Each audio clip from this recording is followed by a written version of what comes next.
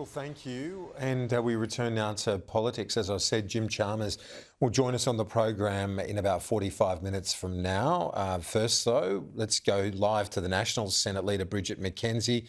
Senator McKenzie, great to have you on the program as always. How do you see this budget week shaping up? We're seeing the reverberations of the Trump tariffs and discussion about the PBS and so on feeding into our domestic debate as well, but both sides agree PBS should be hands off our PBS, basically. Absolutely.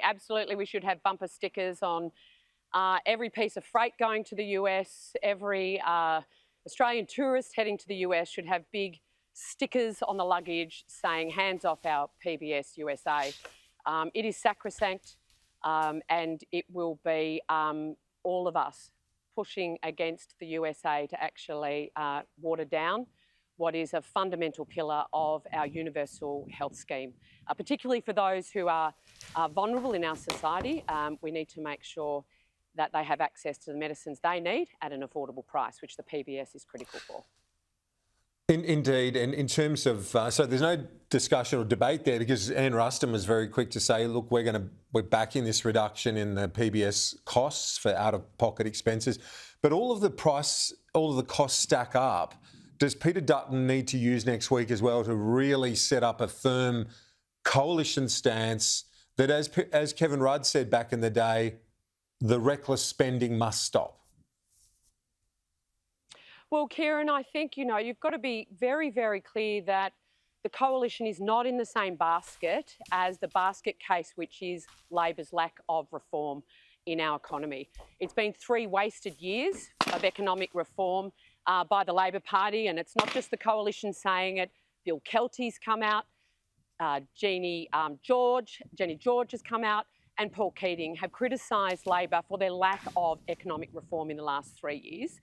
And even in my own portfolio of infrastructure, transport and regional development, I've written to Jim Chalmers to get a more sensible approach to emission standards instead of taxing the cars that Australians need and love to drive.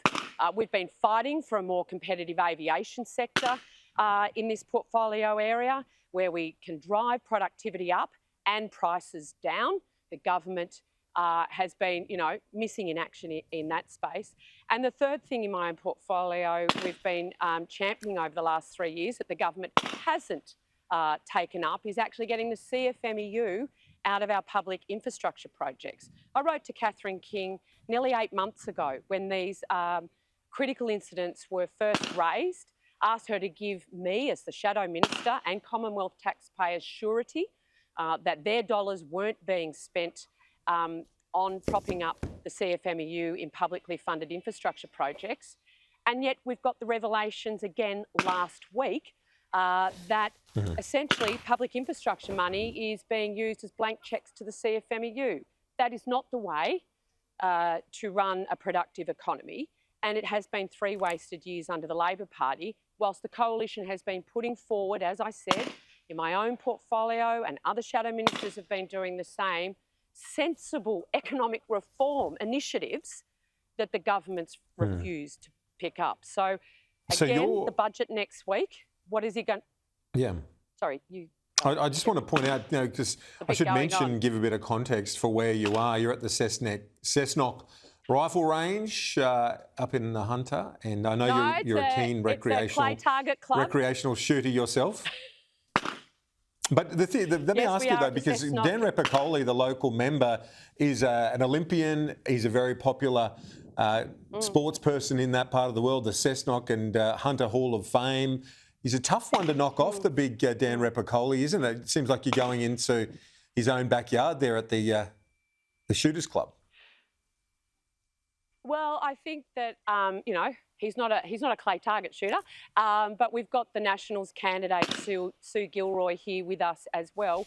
The Hunter community and the Hunter region more broadly is sort of emblematic of the communities that have felt left down by Labor. Dan's a good guy.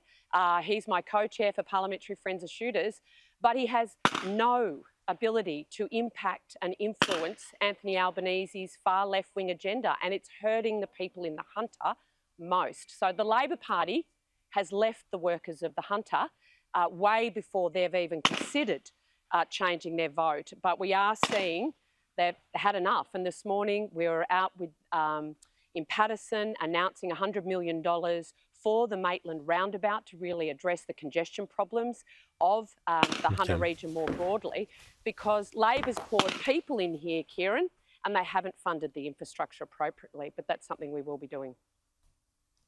We'll let you go and have I've got to get you out on the range. Clay targets?